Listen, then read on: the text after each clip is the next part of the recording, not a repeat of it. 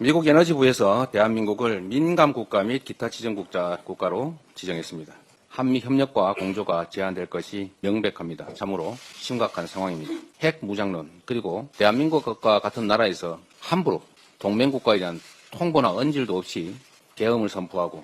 안녕하세요. 바른 도우너입니다.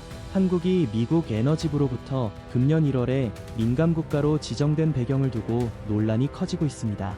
미국 민주당 바이든 행정부는 작년 12월 3일 윤석열 대통령의 비상계엄 선포 이후 한국을 민감국가 리스트에 추가했습니다. 이에 대해 이재명 민주당은 자신들의 헌정질서 파괴 책임을 덮고 윤석열 대통령을 탄핵소추하며 정치적 공세를 이어가고 있습니다. 윤석열 대통령은 북한의 핵 위협과 미국 확장 억제의 신뢰 문제를 고려해 한국의 전술핵 배치 또는 자체 핵 보유 가능성을 언급했습니다. 그러나 미국 민주당 바이든 행정부는 이를 강하게 반대하며 한국의 핵 개발을 견제하려 했습니다.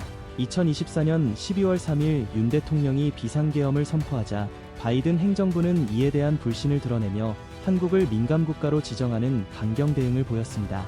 윤 대통령의 비상계엄 선포는 이재명 민주당이 국회를 장악한 후 입법 독재를 통해 헌정질서를 위협하면서 행정부를 마비시키려는 시도를 저지하기 위한 조치였습니다. 한편 2024년 11월 미국 트럼프 대통령이 재선되면서 한국의 안보 정책 변화가 예상됩니다. 트럼프 행정부는 바이든 행정부와 달리 북한의 핵 위협에 맞서 한국이 자체 핵 억지력을 갖출 필요성에 공감할 가능성이 높습니다. 이에 따라 주한미군 철수 가능성이 다시 언급되며 한국 내 핵무장 기대감이 커지고 있습니다. 현재 이재명 민주당은 바이든 행정부의 민감국가 지정에 대해 비판하지 않으며 오히려 윤 대통령이 이를 초래했다고 몰아가며 탄핵을 추진하고 있습니다. 하지만 실제로는 이재명 민주당이 주도한 헌정질서 파괴가 비상계엄 선포의 근본 원인이었고 이로 인해 미국이 한국을 민감국가로 지정하는 결과를 초래했다는 점을 외면하고 있습니다. 앞으로 윤석열 정부가 어떻게 대응할지, 트럼프 행정부의 정책 변화가